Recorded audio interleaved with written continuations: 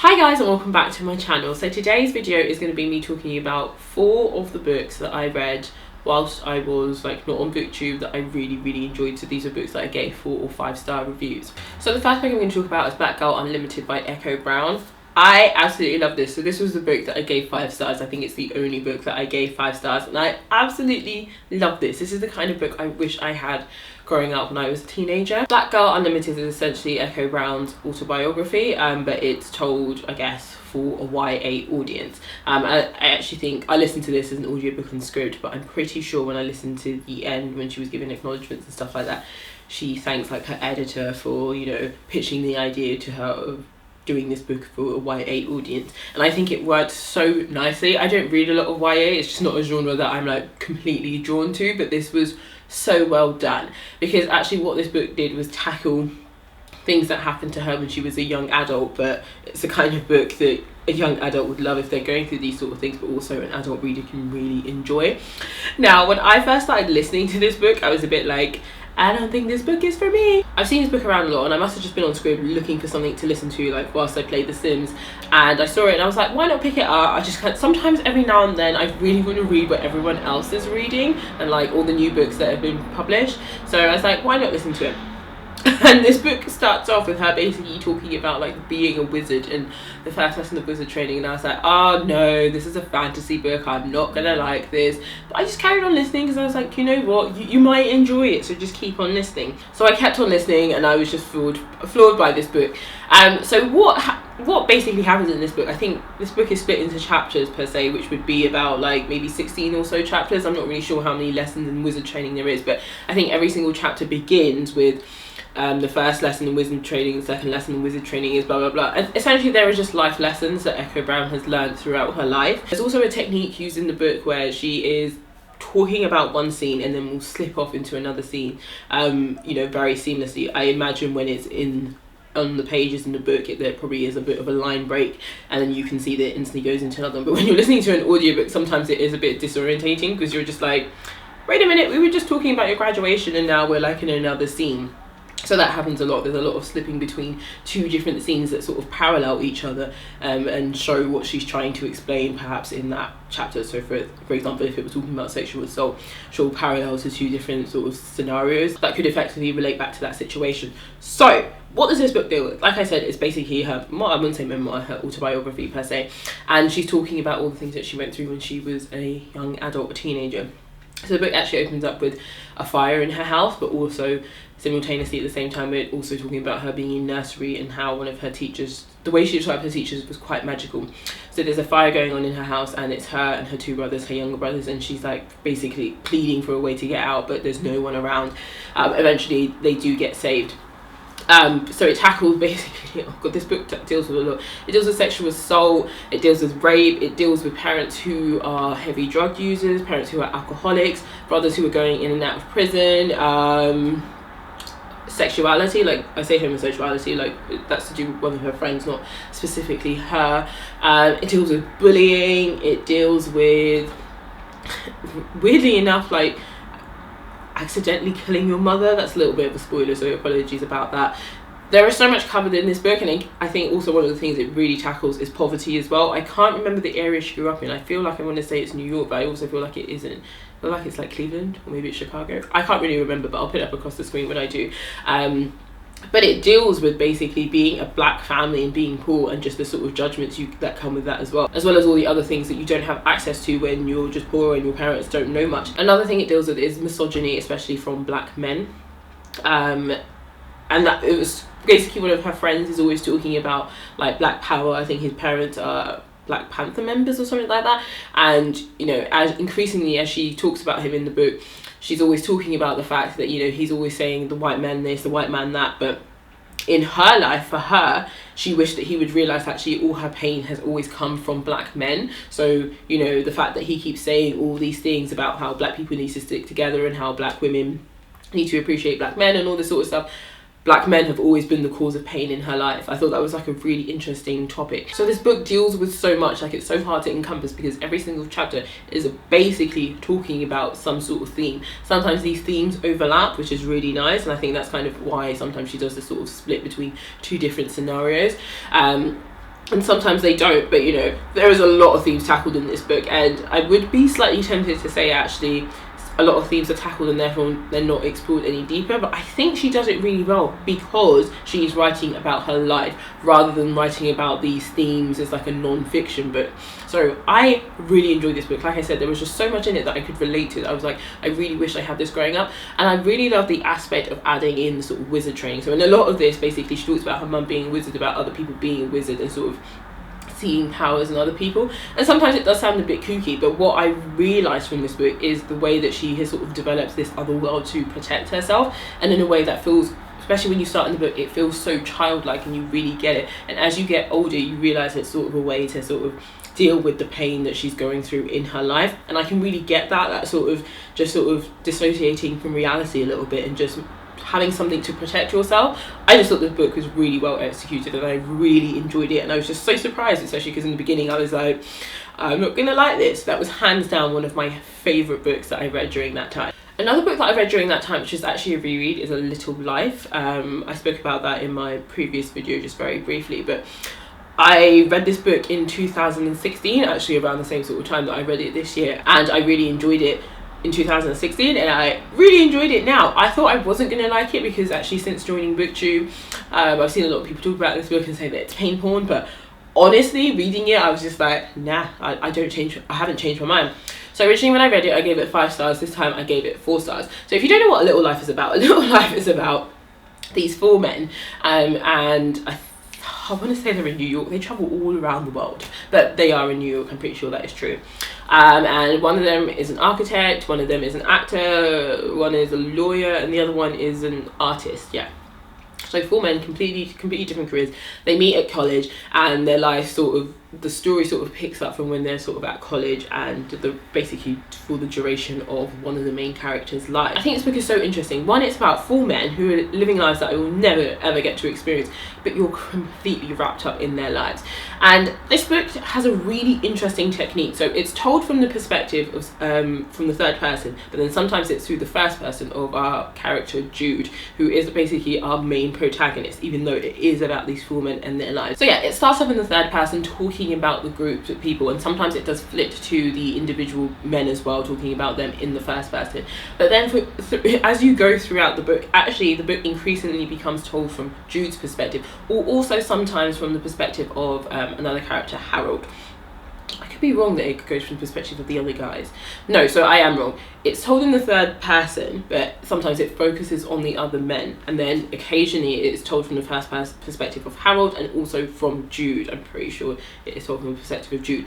But what I found was very interesting from the book is when you first start, actually you're getting a full body picture of everyone in this book, of all these guys and how their lives intertwine. But as you go further into the book, it becomes very granular and actually is very much focused on Jude, and I found that very, very interesting, because actually the other guys did lead quite interesting lives, but we hear about their lives as we go further in the novel, we hear about their lives in relation to the things that Jude is doing in his life. Now, there is so much pain in this book, and a lot of that pain stems from Jude and his life, just from the minute he was born up until the time he went to college, which I think was about 17. But that's like sort of the pain that, you know, is sort of thrust upon him. The rest of the book is him dealing with that, and sort of his friends dealing with that, because actually a lot of the pain Jude has gone through he does not speak about. So a lot of his friends are very aware of the fact that he's very reserved, he's very quiet, he's very thoughtful, but you know, he doesn't speak about his past life, no matter how many times they sort of try and say things that might be like, oh yeah, like did you experience that or something like that. He does not. Also, another thing to add, that he has physical, I guess, scars and also injuries. So like he always wears a lot of long sleeves, he wears trousers, he walks with a limp because he had an accident when he was younger. There was just so much in this book, and it's just wild to me how Hanya sort of crafted these stories, because they're just wonderful, and it spans for years and years. And I can't really say too much without ruining the book, without ruining what's in the book, but I will just gloss over what the themes are. The themes are very much sexual assault, abuse of like power between adults and sort of the church, abuse in foster homes, kidnapping. There's lots to do with homosexuality in this book actually. What are the other themes? friendship. That's a very huge theme in this book, and a lot goes on in this book, and it's really interesting to read about because I think Hanya has a really wonderful way of writing. Like, I really enjoy some of the aspects of this book. There's a sort of section where they're talking about mouse and sort of, I think it's called Exion or something, and just the sort of addition of things and how it equals one. But actually Jude cannot figure out how all his friends have sort of added all sort of bits of his life together and seen him in one way, because he sees himself completely differently. And I think that's one of the larger themes in the book, how Jude sees himself and the sort of shame and hatred Jude feels towards himself. I guess another theme in the book is sort of depression, is also self-harm. And it just happens throughout the whole course of the book, no matter how much Jude has shown love in his life, because of his past, he cannot accept that, he cannot change how he thinks about himself. And there's just so much in the book of that, and that's the reason why I love this book. I think there's this sort of perception that if you have a troubled childhood, that actually if there is intervention later in your life that perhaps you will be cured. But I think there needs to be a lot looking at how that isn't always true, how the things that have happened to you through the very formative years in your life, you will carry that trauma for the rest of your life, especially in Jude's case if you do not speak about it. And Jude has shown a lot of love, and I never once got the sense that he was ungrateful. I always got the sense that he was just deeply troubled, and he could not see past what had happened to him to sort of rewire his brain to think well about himself, to think that the people around him really loved him, that he deserved them, that they wouldn't disappear one day, that they wouldn't turn on him one day. It was just really masterfully done. Like, I just didn't think it was pain porn. I just thought it just showed a series of really horrible events that probably have happened to loads of people, and they just don't speak about. So I gave this book 5 stars originally when I read it, and I dropped it down to 4 stars. The only reason I dropped it down to 4 stars is because throughout the book we're told that Jude is a really great lawyer. Like, when he's in the courtroom, he is a ruthless. And I thought she did a really good depiction of talking about all the different jobs that these guys had and what they were like in their roles and things like that. But we never got to see Jude in court, and I thought that was just a really missing element, because actually I couldn't really imagine Jude as this other person, because all we were seeing and all we were hearing was how broken and hurt he was. So I found it very interesting that actually in court apparently he was very vicious, like it's talked about from several characters. And we just never got to see that, so that's literally the reason why I knocked another star down. It would probably be half a star if I'm honest.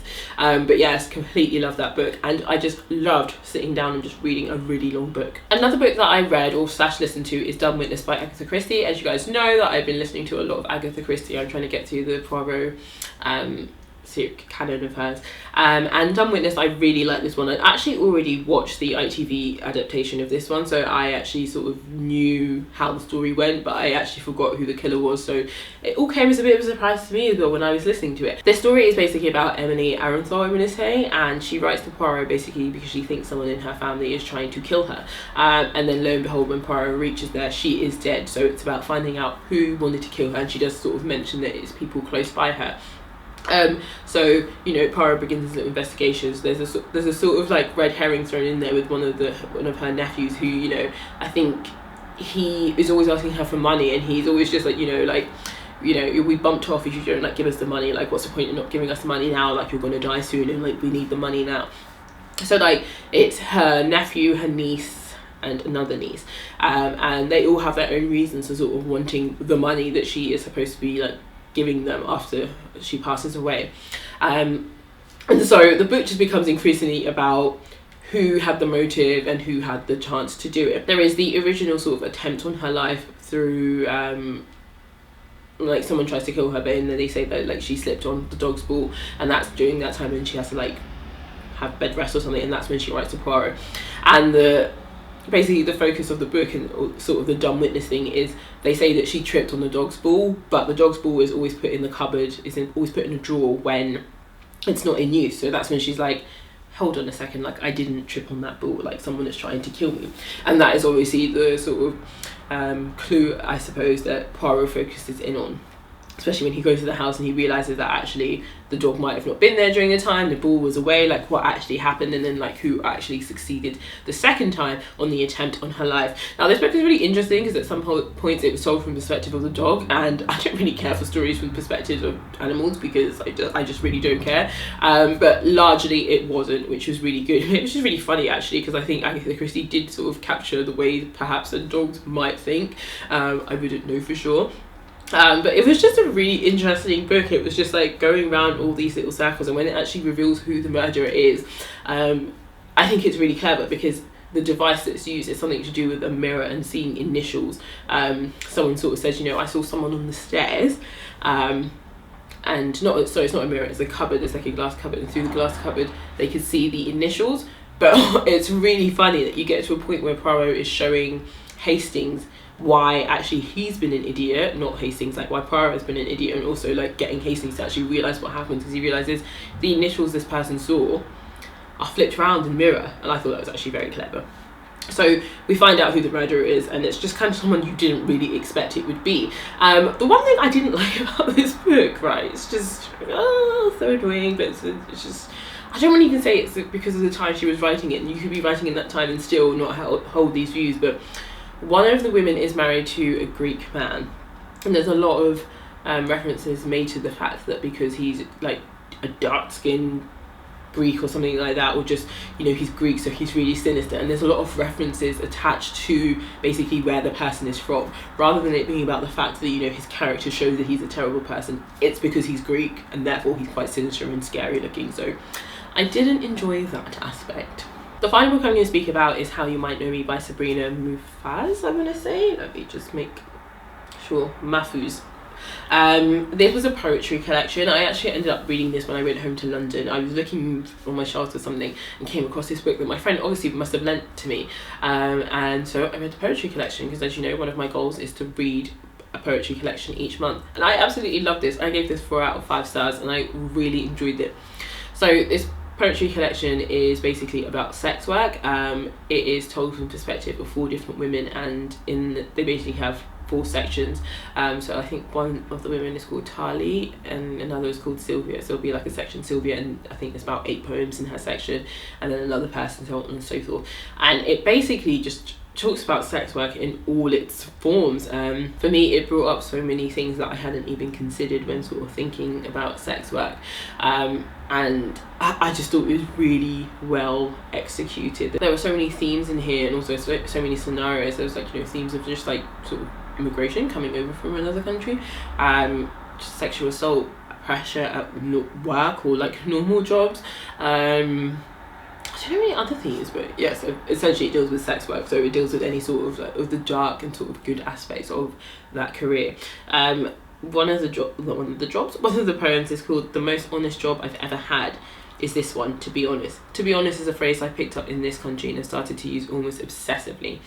And I thought the rest of the poem goes on to talk about the fact that she isn't obviously from this country, but it's so funny that she's picked up this phrase because she notes that it's something that people say when they're not being honest, or as if to say, by saying to be honest, everything else that you say is actually a lie. I thought it was really interesting. It looked at that sort of aspect of picking up a language when you move to another country and picking up phrases from other people. The poem is actually quite a really nice one. But I'll read just a few from it. It says, to start a sentence, a conversation, a confession with the phrase "to be honest," what it does is suggest that that usually you were not. A lot of it goes down here, but I quite like the end bit. It says here, I am not honest. My mother thinks I work at a gym in Westminster. I told her Westminster because she loves the cathedral and would think Canary Wharf was made up. So that's obviously reference to some of her work that must be in Canary Wharf, which if you don't know what Canary Wharf is, it is like essentially a business district in London.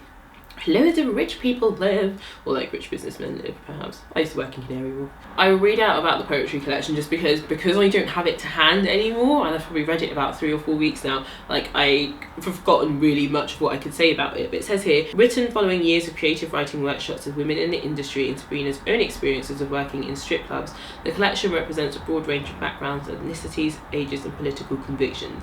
The characters of Sylvia, Tali, Sharifa and Dina bring challenging and often unexpected perspectives on their work and lives to the reader in electric free verse and quieter traditional forms. examining taboos, surprising sexual encounters, the politics of desire, and the vastly differing viewpoints on sex work, and most prominently, the status of women's equality in the UK. How You Might Know Me is certainly a fiery collection of poetry from one of the country's most exciting new writers. So yeah, that gives you a sort of indication of what this poetry collection is about. I honestly found it absolutely stunning.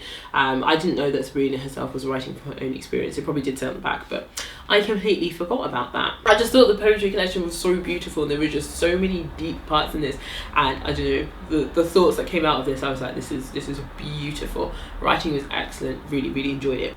Thank you guys so much for watching this video. I hope you enjoyed it. I hope you enjoyed hearing about some of the sort of books that I really thoroughly enjoyed during this time. It makes me think I'm quite a harsh reviewer because I only have 4 books to talk about that I'm like, they are brilliant, but there are some middle of the road books, and I will talk about those in my other video. So that's all for now. I'll catch you in another video. Bye.